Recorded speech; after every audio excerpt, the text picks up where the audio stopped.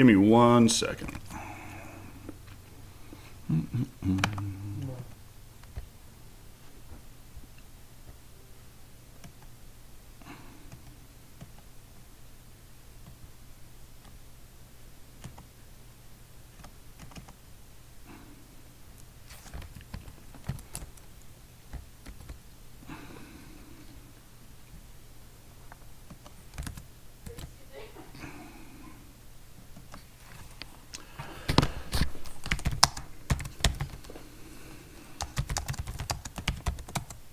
Joys of live TV, right? I had it all set up, and then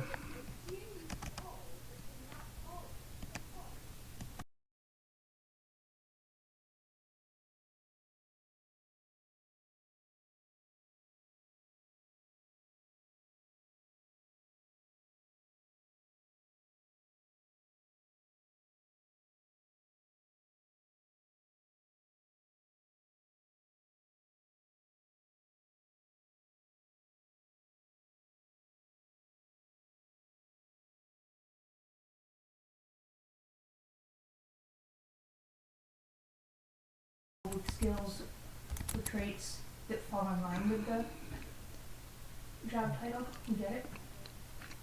Okay. Where is this on? So when we are hiring, okay, for a job, we try to think of things that the applicant does. Hiring? Mm-hmm.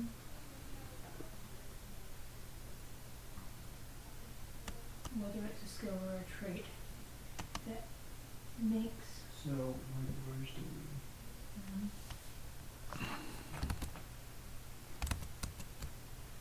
No.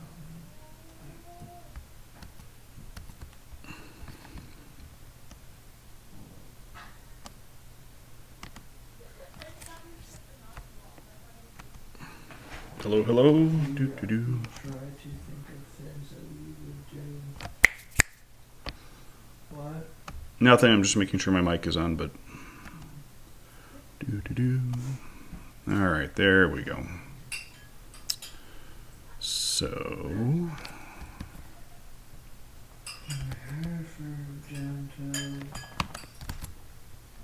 Hello there. Think of things that we do with skills or traits. So we're going to change that, okay? And we're going to make ourselves the employer instead. So when we are hiring instead of applying. So where does it end? The sentence is when we are applying. all right, we're going to go someplace a little quieter.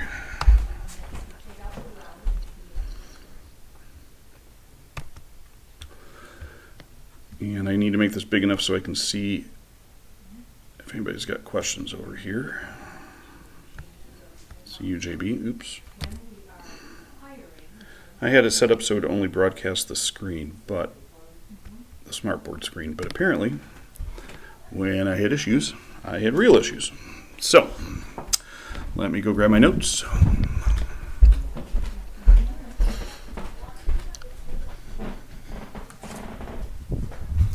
Now there is a little bit of a delay.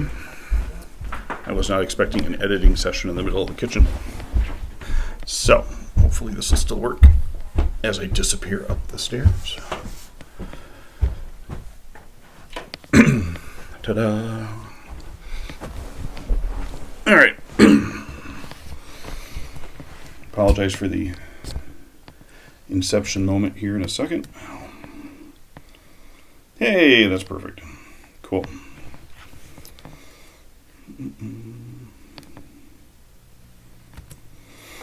Okay, so Unit 1. Now, as you guys know, we're going to do probably, I'm going to guess, 3 questions for the AP test. Let me move this down so it doesn't bounce around so much. And so we got 3 questions, probably 45 minutes. All of it's going to be written, but regardless if you're watching this in years past, still could be something from Chapter 1. There's usually like an easier type of problem about displaying graphing, or displaying data of some sort.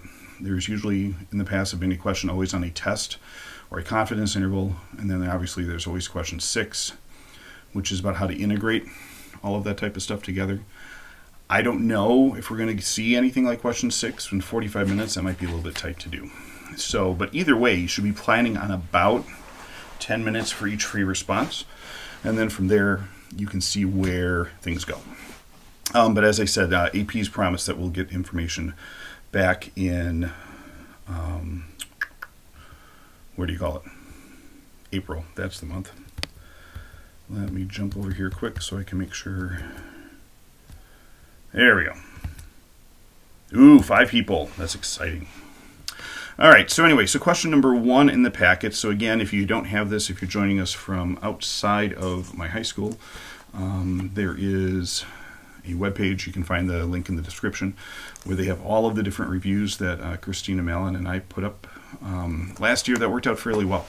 And we do 3 written questions. We usually do 1 or 2. I usually had, last year I did 1 as a class. The kids did another 1 in class.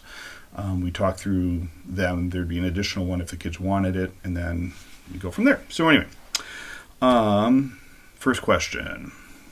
Histogram summarizing the teaching of years, 2 high schools. We have high school A, high school B over here. I'll apologize in advance if I need to write anything down. I think I've got it all pre-done since I don't have a fancy writable computer. If I need to do anything, I'll type it. But anyway, so we have high school A over here, high school B over here.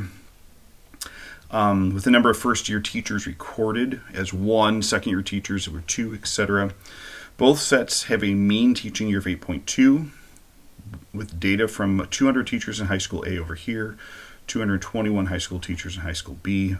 On the histograms, each interval represents the integer values from the left endpoint, but not up including to the right endpoint. So what we're saying here is, for example, in high school B, these are teachers from 1 up to, but not including 4. If we have a teacher at 4, they're going to be in this column. If we have a teacher who is at year 10, they're going to be in this column, just to be clear. On the histograms, each of the intervals represent possible intervals. Okay, we already talked about that. The median teaching year for one high school is 6, and the other one is for 7. Identify which high school is which. I know I assigned this yesterday. Most of you guys did a good job identifying where the median was. I didn't see a lot of descriptions in terms of what the actual value is. So remember, you always need to kind of complete the question that they're asking. So here, so if we're looking for 6, here we've got 200 teachers. That means the median happens somewhere between 50 and 51 in terms of the data. Excuse me, I take that back. 100 and 101. You teach AP Stats, Mr. Hayes? Yeah, I do. Anyway. So over here, notice I've got roughly 46, and I have about 48 here. So these two numbers together are going to be 94. So regardless, the data that would fall between 100 and 101 is going to be in this column over here. Okay, so it's going to be somewhere between 7, 8, or 9, because remember, 10s are going to be in this column up over here. So that means that this one over here, if you wrote that out, that would be enough of an explanation to explain why high school A would be to have the median of 7. And if you look over here, same idea. We've got almost 80 here, so let's call it even 78 conservatively, but 78 plus 34 is still going to put me at like 112. The median for this one over here for 221, you split that in half, you get 110 and a half. So that means your median would be that 111th piece of data, and the 111th piece of data would have to be here between 4 and 7. Actually, be 4, 5, 6, but not up until, but not including 7. So high school A would have the median of 7. High school B would have the median of 6. And you'd have to explain that. You can write it out, that's fine. But you need to explain how you're finding the median and then where you would find the median in each of the histograms. Okay, and if you did that, that would go through and do it. Now, there is a different thing. If you look at the grading rubric, they do talk about how this is skewed right, and how with this giant spike over here, that's going to allow it to trend a little bit less. So you would say, okay, since there's more data, this is or bimodal. You could do that. That would be a legitimate argument. Most people would probably just go through which one of the columns is the median and then go from there. So if you did that, you get an essentially correct. In part 2, for part A, if we add 18 teachers into the 200, we know that the mean teaching age of the 18 is 2.5 years. So to fix this, and again, for those, I think, 7 or 8 of you who turned this in, I think everybody got it right, which I'm a little bit proud of. It's not a hard problem, but sometimes it's hard to get your head around. Right here, this is how much the average time, this would be the total number of years that the current staff of 200 has worked. You have an average of 8.2 multiplied by 200. That works out to be 1640. The new 18 teachers have an average teaching time of 2.5, so you multiply that out and you get 45. And so then you're going to combine that. So you get, 1685. So now you have 1,685 years for all the teachers altogether. And you have a total of 218 teachers for it to split apart. So when you do that, you get an average of 7.73 years on that. And again, not terribly hard. I was pretty impressed with how people did that. And then down the bottom, I don't know if some of you guys didn't scroll down. I don't remember seeing this much from many of you, but always scroll down, rule number 1. Standard deviation for the teaching for the 222 teachers. High school B is 7.2. So if a teacher is selecting at random, what's the probability that the teaching year selected will be within one standard deviation of 8.2? So what you do here, you got your mean, you have your standard deviation. We said one standard deviation, so we have this. So again, if you've got a curve, things I was not planning on drawing. So curve, yay, drawing with the mouse. Here's your 8.2, so we're going to go one standard deviation one direction, one standard deviation the other. So we want to know all of this. So when we do that, it's going to go from 1.0 when I do the subtraction all the way up to 15.4 when I do the addition. Now, since they say everything has to be recorded in an integer, we're going to use 1 through 15 to teach that. So you're going to add up the bars that fit into that criteria. So if you go back to this page here, we want all the years that go from 1 to 15. So again, we're in Unit 2, so we've got 1 to 15. That'd be running from here all the way up to here. So you're going to add up these 5 columns. Estimates are fine. Obviously, this is 75, so that's probably 79, probably 34, etc. If you're off by 1, they're not going to dink you for it because you're explaining it. So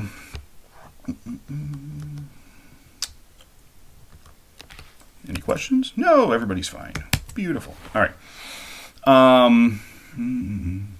So you add this all up. So you have 189 teachers between here. And so in terms of the probability, all you have to do, and again, I know they're bringing a little bit of Chapter 5 into here. You can't help that. That's just the way it goes. So we have 189 teachers who fall in between 1 and 15 years, have 1 to 15 years of experience out of a 222, so you've got an 0.8552 probability. And again, this is just the math behind it. You may want to write it up a little bit, but again, what they're looking for is all of that. I had planned before everything locked up and said I couldn't stream of giving you guys a scoring guideline. If you're joining us from the web or the spreadsheet, they've got the links there. But effectively, I mean, I've kind of talked through everything. In terms of partially correct, like this last part, you have to say that the mean is, sorry, that's part B. The joys. Part C is essentially correct if you calculate the interval is from 1.1 to 15.4 or 1 to 15 teaching years. That is fine. Correctly sums the count. So, okay, you find this, you find the gap. That's part 1. You correctly add all of that up within reason, and then computes the probability using 221 as the denominator. So if you get all of that correct, you get full credit for that. If you get 2 out of the 3, then you get partial credit for that. And so, for example, for this one, then it says to get a 4, you need to get all 3 of those parts correct. If you get 2 parts essentially correct and 1 part partially correct, or part A essentially correct and the other 2 parts partially correct, you'd get a 3 on that. So, as I said to some of you guys in your feedback, that in some ways you guys actually had most of it down. It's just a matter of making sure you're backing it up with enough math. So that's the first question. Let's take a look at the most unpopular question of the day. I think I only had 2 people go through this one. From 2017. So chemicals in clay. And again, remember chapter 1 was all about how to show data. So box plots were it. This is a little goofy because it's sideways, but you get it. Sometimes can be used depending on geographical region where clay originated. Sometimes the archaeologists use chemical analysis, blah, blah, blah. Such analysis measures the amount of chemical in the clay as a percentage of the total weight of the piece of pottery. The box plot summarized done for 3 different chemicals, X, Y, and Z, on pieces of pottery originated 1 to 3 different sites. So, site 1, this piece of pottery had this much, had somewhere between 8 and 6%, or 6 and 8% of chemical X, between 11 and 15% of chemical Y, and between 4 and 10% of chemical Z, etc., etc. Okay? Site 1, Site 2, Site 3. So, for chemical Z, describe how the percents found in the pieces of pottery are similar and how they are different. So in terms of describing this, you need to kind of talk through the 3 things. Now here, let me get out my highlighter because that would be spiffy. So we're talking about this one. Should do this with 2 hands, really. This one and this one. So notice here, your means are all, or the medians are all basically the same. So that would be one thing. You would say something about the medians being close to 7%. You could talk about how the ranges are different. Z has the biggest range, so site 3 has the biggest range, site 1 has the second smallest range, the medium range, and site 2 has it just right. It's kind of like mama bear, papa bear, and baby bear, right? And then from there, what else? They also talk in the solutions about, sorry, my computer's being a little weird. Hopefully that kept you guys all in. Yay. Uh-oh. Give me 1 second.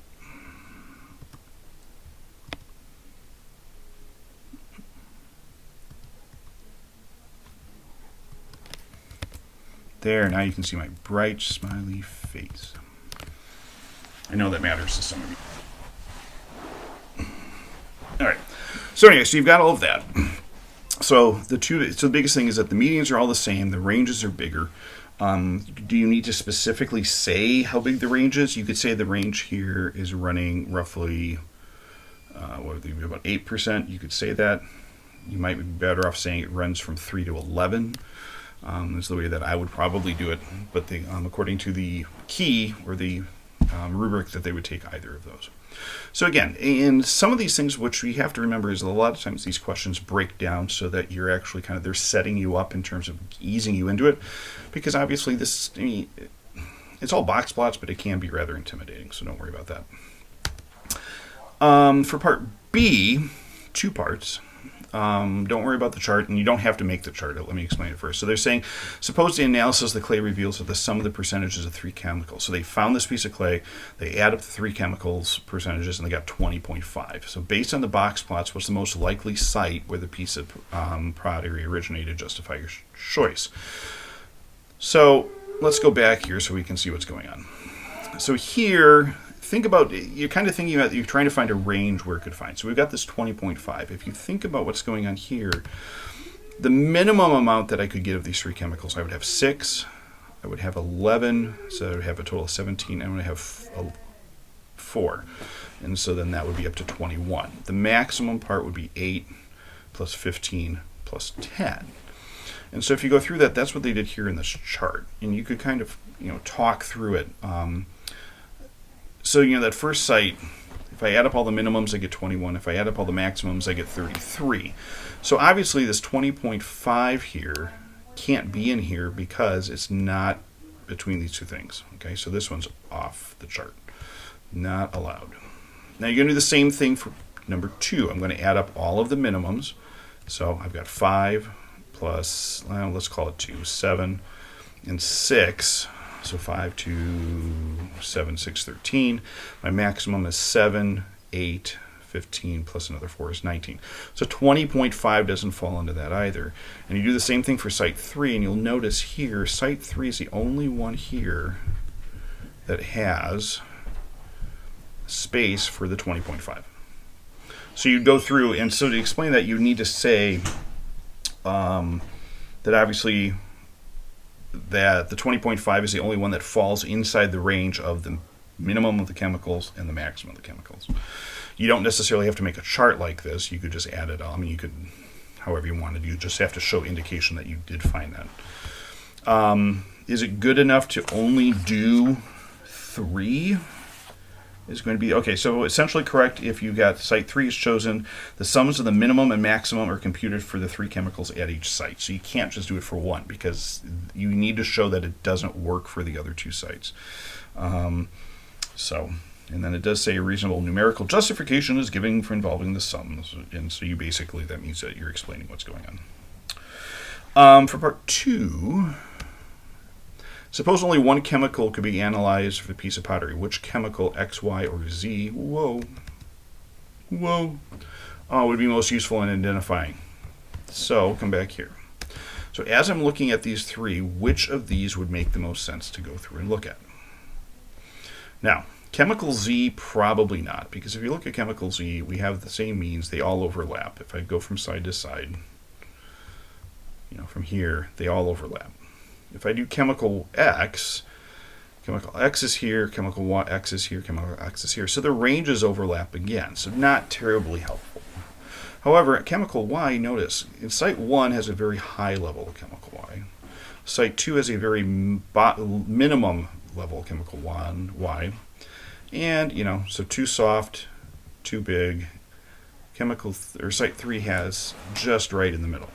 And so because the ranges don't overlap, Y would be the best chemical marker that you could use. And why would you want to do this, or why are they asking you that? Well, they're not asking you to answer this part, but my supposition, my thought would be, then you only really have to test for chemical Y. You don't have to worry about come on, there we go. So for this, you would say, okay, I'm going to do chemical X or chemical Y, because it's the only chemical where the ranges don't overlap. They're necessarily, I wouldn't necessarily say it's independent of each other. So that would be part 3. So yeah, you'd go through and you'd say, well, chemical Y, the ranges don't overlap. It makes sense. There's, it wouldn't be. It's very clear that if you fall between these 2 ranges, or these 2 numbers, that you're either on site 1, 2, or 3. And so you could go from that. Okay. And last but not least, was that it? It says there's a section 3. I apparently did not copy part 3. I apologize.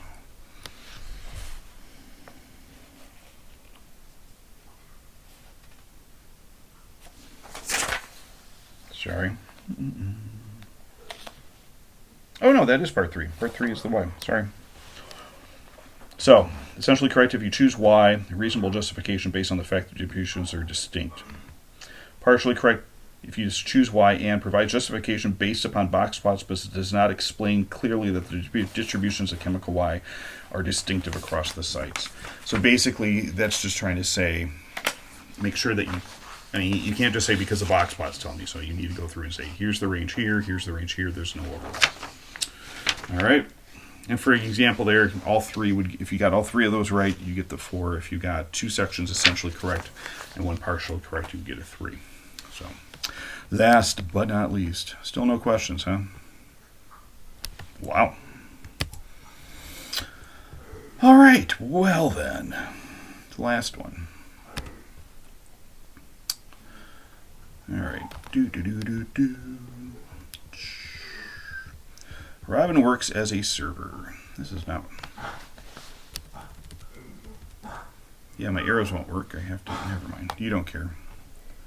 Just like class, right? Just teach me, Mr. Hayes. Don't show us how the sausage is made. So Robin works at a restaurant, a small restaurant, where she can earn tip money from each customer she serves. Histogram shows the distribution of her 60 tip amounts for 1 day of work. So, if this is 5, you're assuming this is 250. Again, in histograms, remember you go up to but not including. So this would be 0 to 249, 25 people there, 22 from 250 up to 499, etc., etc. So write a few sentences to describe the tip distributions on the day shown. So what are they looking for? Remember, it's not good enough just to say, hey, it's skewed right. They're going to want to find the center. So here, a couple things you may want to point out. You will probably want to talk about how there's a gap here, potential outlier, skewed right. The official description says the distribution of Robin's tip amounts is skewed to the right. There is a gap in the largest tip amount in the 20 to 2220 or the 2250 interval, and the second largest tip amount is in the $12.50 to $15 interval, and the largest tip appears to be an outlier. The median tip amount is between $2.50 and $5. Well, how do we get that? Well, same reason. You know that there's 60, right? So it means that that median is going to be between 30 and 31. That's going to have to be right here because you got 25 here. So the 30th and the 31st tips are in this column here. So you would say that the median has to be somewhere in there. If you wanted to, you could even say they went on to say that 78% of the tips were between 0 and 5. Why? And that's kind of significant because look at the drop off here. It's just like da boom. So there is that. Essentially correct. You need to say mean. You could remember to find the mean. You would say 25 times the halfway point, the median point of this bar, 22 times the median of this. So that'd be what? 25 times 125, 22 times 375, 6 times 625, et cetera, and then you'd average it out by 60. Median is fine. Okay, you need a measure of center. Median is acceptable. A lot less time. It saves you time later on. Variability by noting the amount of tips that vary between 0 and at most 22, or the majority of the tips are between 0 and 5. So again, some mention about where most of the data is falling, and then context. Context, again, remember, is you're talking about tip amount. So you're not just saying, it's just, well, A, you need to include that as money, but B, put it in the context of Robin and her tips. Okay, because if you miss that out, they're going to give you a partial on that for most of them. Not that I've done the reading before, but I've heard enough that context is key. If you miss the context, you're not going to get full credit. Let's see, part B, I think I've got on a different page. I do. Part B, one of the tip amounts was $8. If the tip had been moved from 8 to 18, what would be the effect? Good question. For those of you guys who are in my class who submitted this, a lot of you guys correctly said that the mean would move, it would drift greater, which is correct. You would also say that the median wouldn't necessarily change because if we go back over here, we know the median falls between, I'm just going to move this out. I'm sorry. I'll just edit this out later. There, that'll work better. So we know the median's here. So if I change something that's 8 from here, goes up to here, that's not going to change the median. And all of you guys said that. The one thing you guys, most of you did, actually I don't think anybody did, was that you also you'd be better off actually saying what the numerical is. You need some math to back that up. And so here for the median, you would need to say, we know the median is somewhere between 250 and 5. So changing 8 to 18 is not going to change the order of where that the 30 and 31st numbers are moved. And so since you're not changing that order, it's not going to change the median.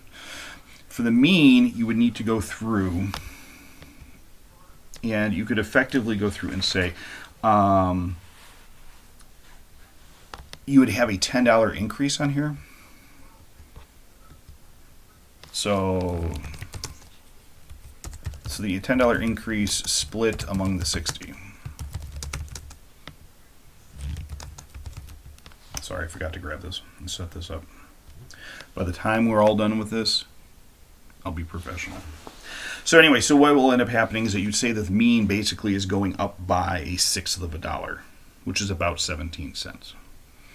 And so that $10 increase split among the 60 tips, that's going to equal,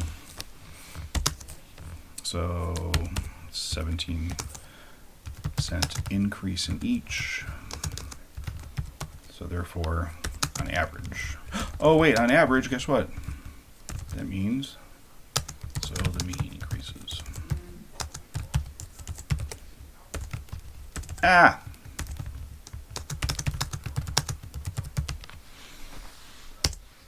There we go. Okay. And then, so that's part A, part B. And that's basically it for that one. And yes, I mean, it's not, oftentimes it's the first question, but again, they're not going to be, you know, the goal of the College Board is not to catch you on everything. They want to make sure you set up for some success. And so for this one here, the only problem is when you have easier problems like this one, you can't get anything. If you get something wrong, they're going to dock you for it quite a bit. So here, for part B, it would be essentially correct if you said the means will increase, justifies why the mean will increase, comments why the median will not change and why the median will not change. So I guess it would be up. I don't see any comments other than that. So potentially not having the math there might be okay. But I would lean. You're better off describing it. The median. But anyway, so to get 4, you would have to have both parts essentially correct. So you'd have to do those 5 parts of the shape, the shape, the outlier, the center, the variability, and making sure you have the context. For this one here, you would need to make sure you explain why and in context how the median changes and why, and then how the median changes and why. If you do both of those, you have a 4. If you do one of those and you do part one of them essentially correct, or partly correct, so like in this last one, you only get 2 or 3 out of the 4 components, then you go down to a 3 and go from there. And so, I mean, on a question like this, you don't want to leave any points on the table. So anyway, I hope that's helpful. I see a question. How do you get the 17 cents? The 17 cents is $10 divided by 60. So let's see if I can do this. So $10 divided by 60 tips equals. Whoa, big fat thumbs.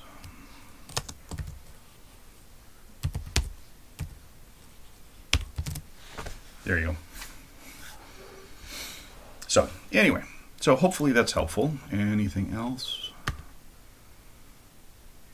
besides the small wander through my house? All right, I think that's it. I will round this up. Feel free to shoot me any emails if you have questions. We'll do this again tomorrow for Chapter 2, and I'll try to be a little bit more pulled together, so you won't have to see all of the background of the streaming software and all that other good stuff. But anyway, hopefully you guys are all doing well. Stay inside, be safe, don't lick anything or anybody. And I think that's about it. Talk to you later.